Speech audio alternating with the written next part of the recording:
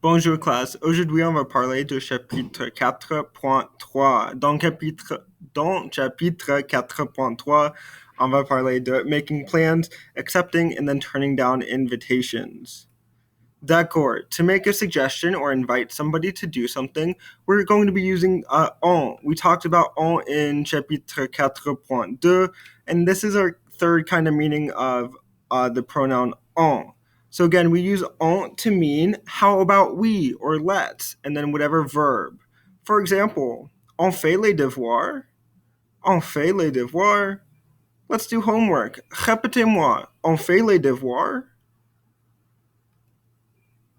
On étudie. On étudie. How about we study? Répétez-moi. On étudie. On fait de la vidéo. On fait de la vidéo. Let's make a video. Répétez-moi. On fait de la vidéo.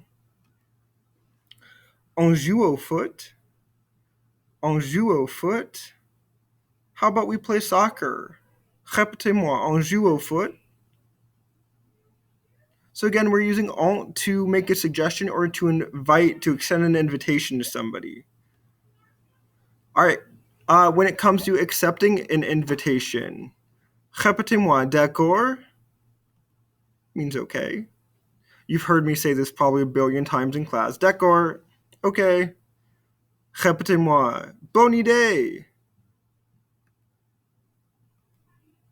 Oui, c'est génial.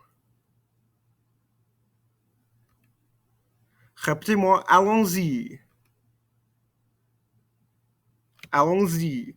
You'll hear that this S and this Y sound kind of come together to make a ZY sound. Allons-y. Répétez-moi, allons-y. By the way, this is not the let's go that all of the boys say. This is let's go do this together. The let's go that you guys like to say is slang and really is not translatable into French. All right, rejecting an invitation. Répétez-moi. Désolé. Désolé. Take a moment to think to yourself, why do you think that this E is in parentheses? Make sure you have this E in parentheses in your notes, but why is it in parentheses? Take a moment to think about that.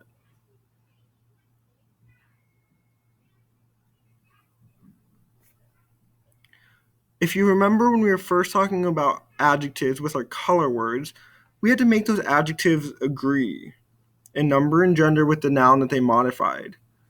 If you remember that, we added an E if the noun was feminine and singular.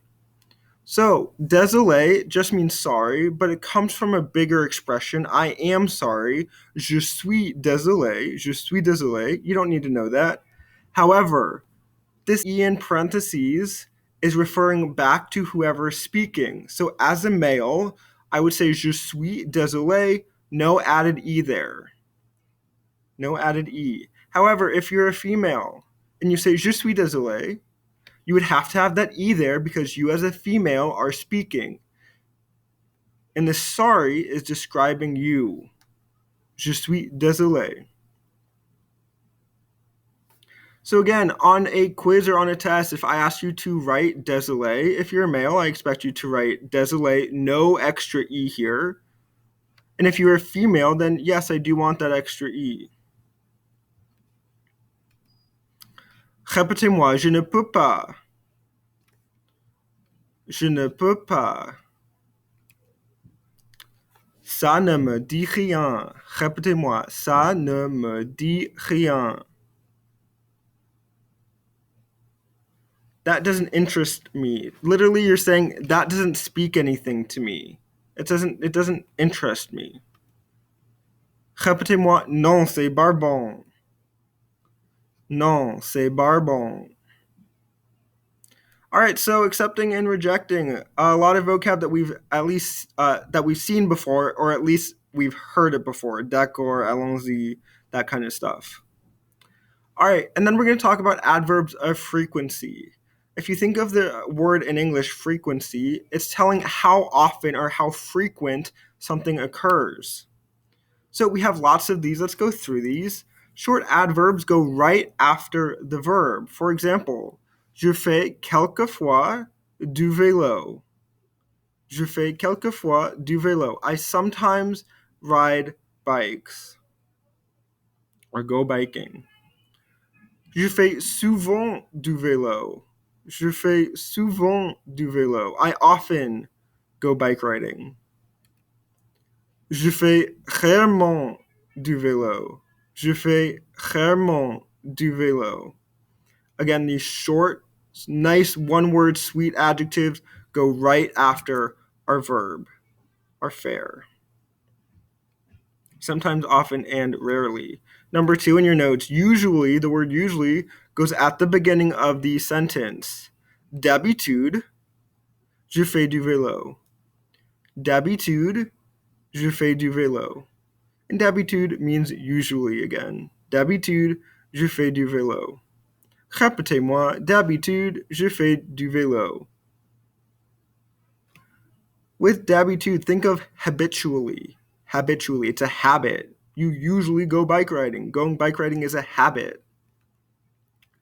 Number 3, longer adverbs go at the end of the sentence. For an example, répétez-moi, je fais du vélo de temps en temps. De temps en temps. I don't want to hear this P. De temps en temps. It's lots of nasalated sounds. Try your best. That means from time to time. Répétez-moi, je fais du vélo une fois par semaine. Une fois par semaine. One time a week. Je fais du vélo 2 fois par mois. 2 fois par mois. 2 times a month. Je fais du vélo 3 fois par jour. 3 fois par jour. 3 times a day. Again, these numbers are interchangeable. I don't have to say 1 time a week. I can say 2 fois par semaine, 2 times a week. 3 fois par semaine. This is just an example for you. 1 time a week, 2 times a month, and 3 times a day. Finally, never is another negative sandwich, just like ne pas. So we learned ne pas is a negative sandwich, and it changes your sentence from a positive to a negative sentence. You're adding your word don't in there, basically. For example, I do theater. I don't do theater. I play golf. I don't play golf. We add that ne pas sandwich in there to change the meaning from a positive or an affirmative sentence to a negative sentence. This never is also changing the sentence from an affirmative statement to a negative statement. However, now we're being a little bit more specific. Instead of just saying we don't do this, we say we never do this. And again, it's just like ne pas sandwich. It goes around our conjugated verb, ne jamais. It's a ne jamais sandwich. Répétez-moi, je ne fais jamais de ski. Je ne fais jamais de ski. And if you notice, our grammar rule that we learned in the previous tab, chapter 4.2, when we have do, de la, and do, de la, and de l'apostrophe, do, de la, and de l'apostrophe, when they're in a negative sentence, we change it to de. When do, de la, and de l'apostrophe are in a negative sentence, we change it to de. Another example, je ne joue jamais au foot. Je ne joue jamais au foot. I never play soccer. Répétez-moi, je ne joue jamais au foot. Je ne joue jamais au foot. Again, notice how it is going around our verb here, our action word. All right, and this is just a slide with all of these in one slide for you that you can take a quick peek at if you want. I use the exact same examples as I did in the previous slides. However, this is all of the information in one nice and easy slide for you. I'm not going to go over and repeat it, but if you would like to take a moment to look at it, you can pause now. And that is all that I have for you today. So I hope this video lesson helped you a lot. Au revoir. À bientôt.